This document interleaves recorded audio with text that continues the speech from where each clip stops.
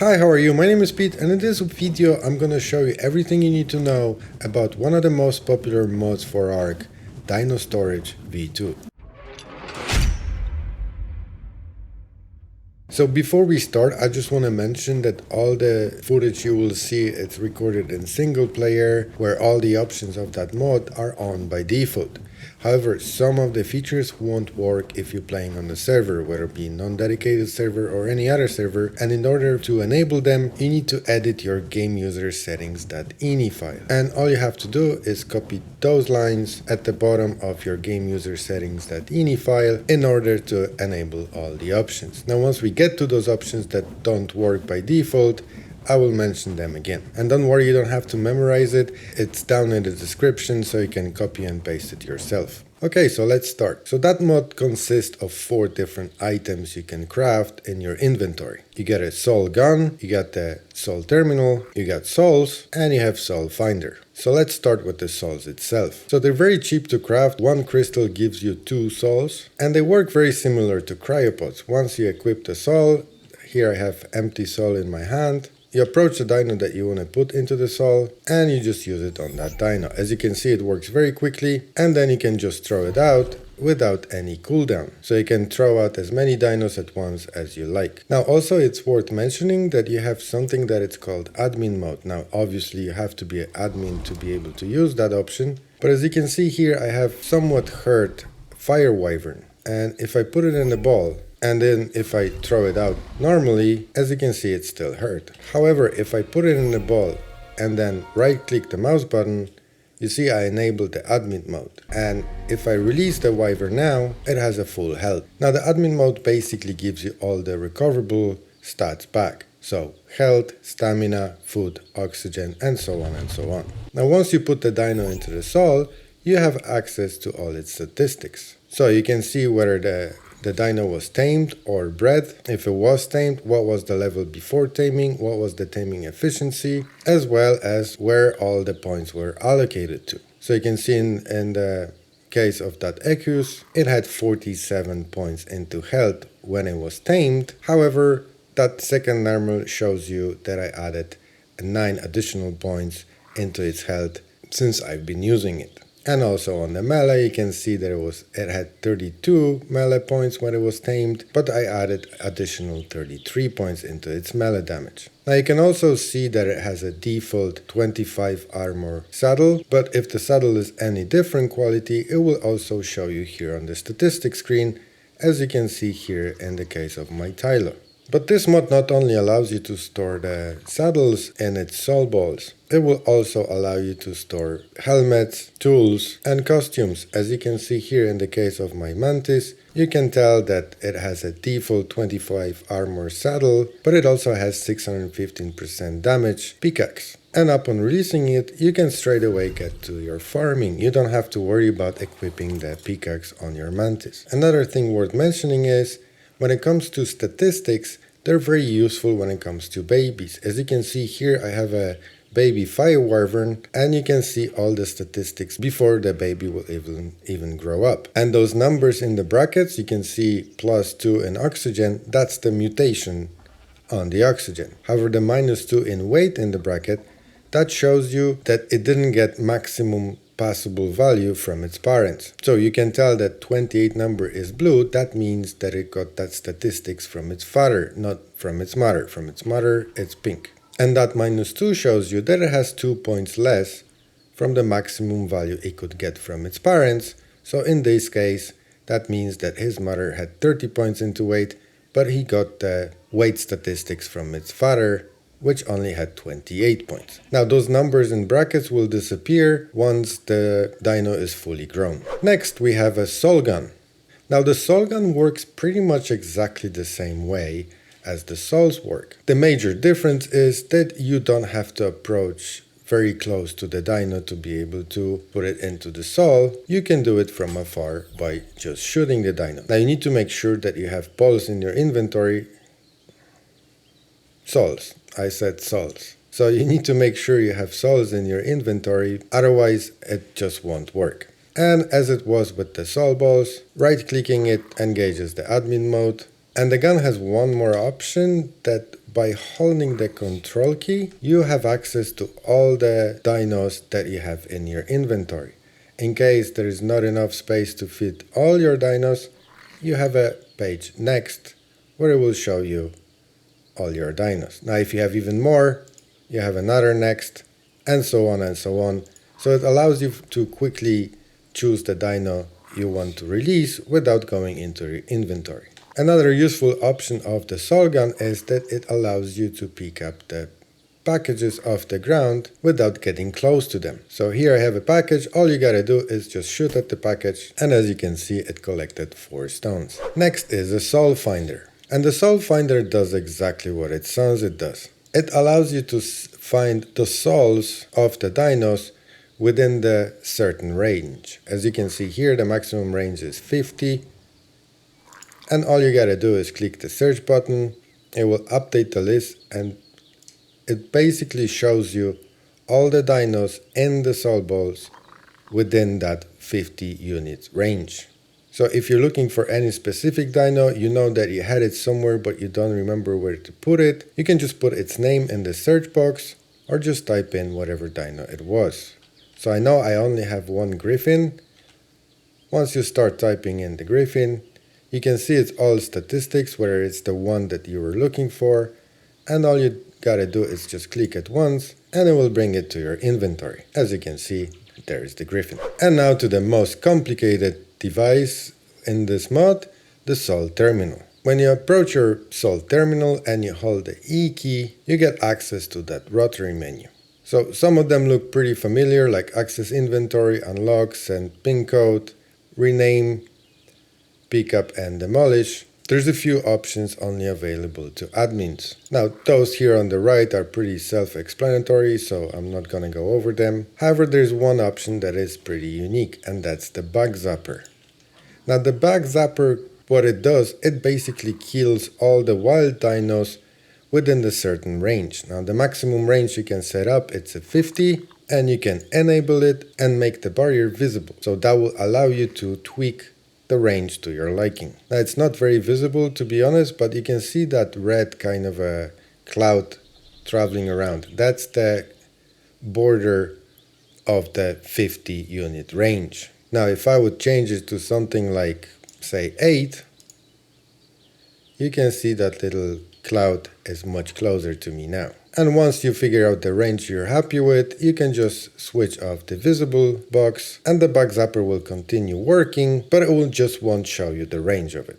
And you can also tell that the bug zapper is enabled by looking at the Soul Terminal itself, and once it's glowing red like it is now, that means that the bug zapper is enabled. Now the last two options, the invincibility is exactly what it says it is. Basically if you switch it on, it's impossible to destroy the Soul Terminal. And the inventory option switches the normal inventory into tribute inventory. So basically creates the obelisk out of the Soul Terminal. Now if you go to the normal options menu, you have a couple of options here as well. So first option is the option that has to be enabled by the admin that I just talked about, that it changes the inventory from normal to tribute inventory.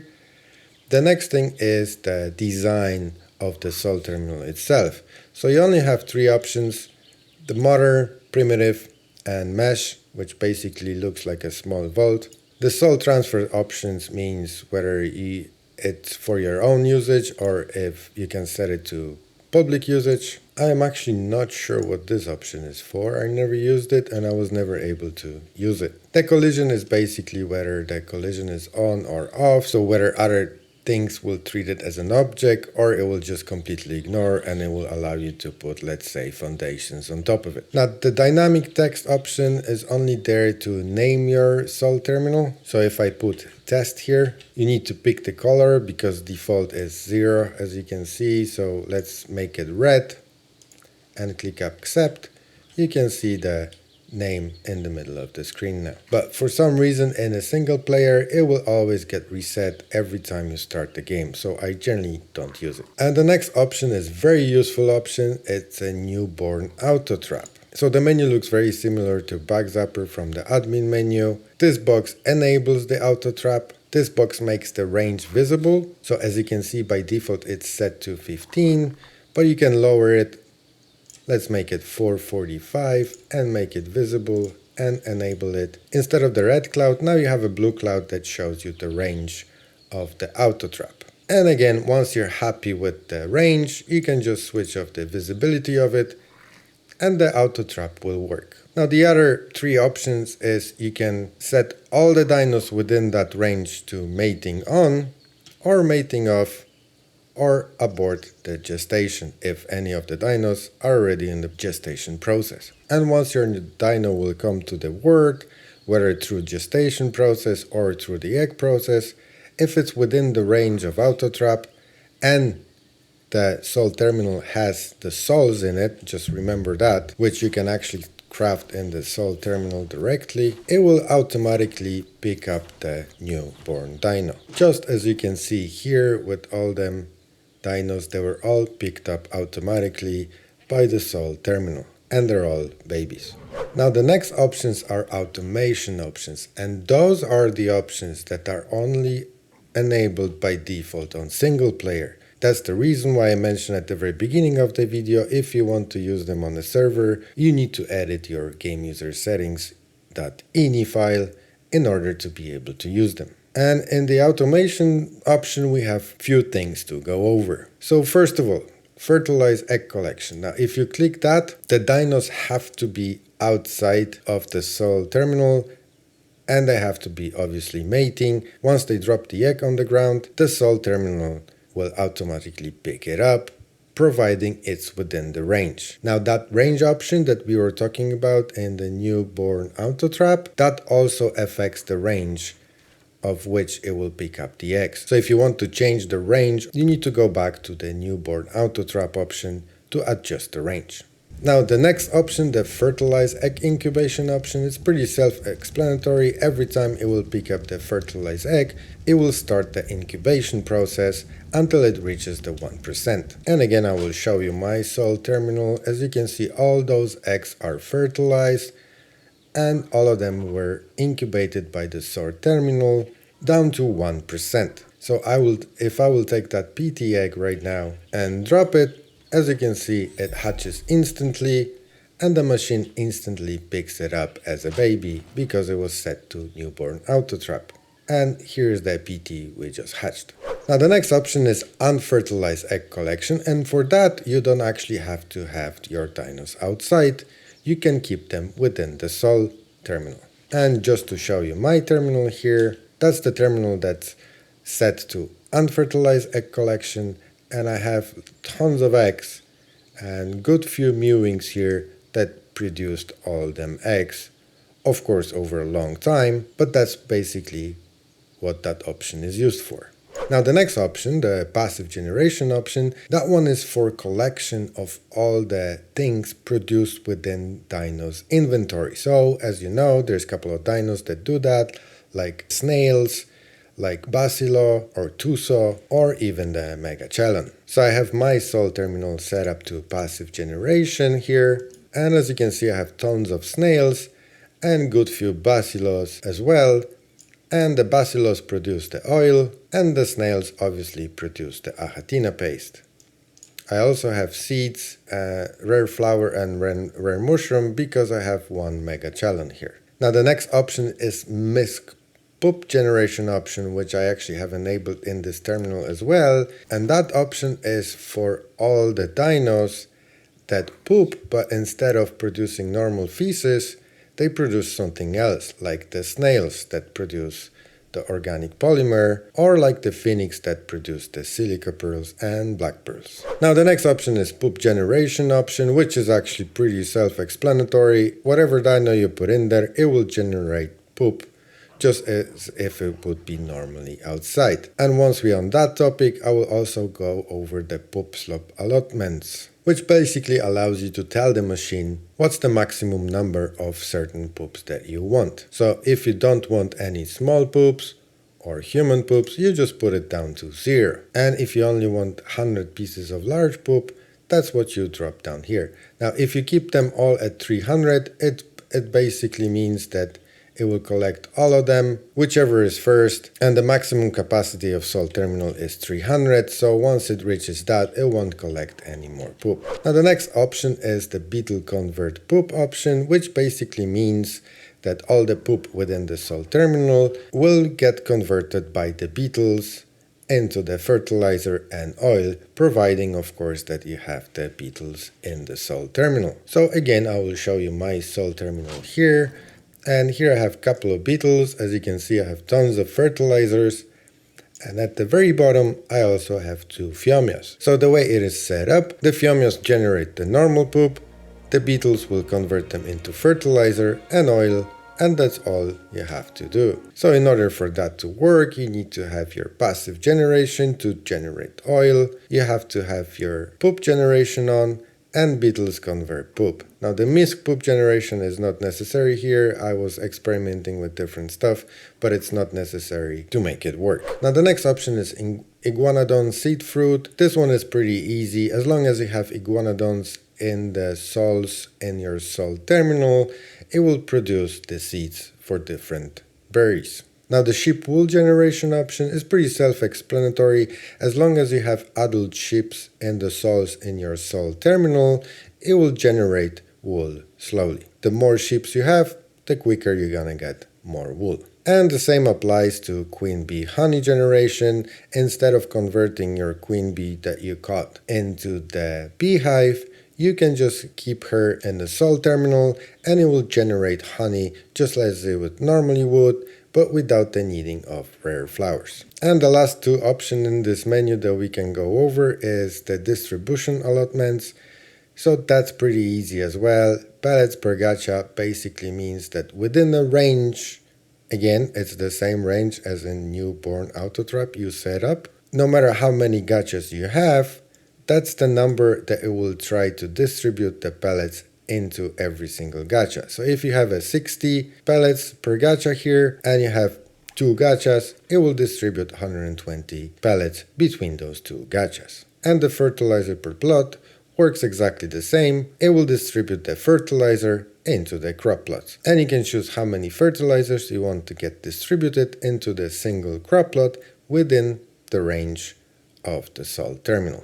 And the last 2 things that I want to show you when it comes to Sol Terminal, it has few more admin options. So one of the unique admin option is admin Sol Recovery. And here you have 2 options, the local, which we will go over in a second, export, where you can export your dino with all its statistics into a file in case you want to bring it to a different server, or you want to get rid of the mod and it's modded dino, but you don't want to lose the access to that dino. Then if you bring back the mod, or if you move to a different server, you can import that dino with all its statistics from that file that you just created. Now let's go back to the local option.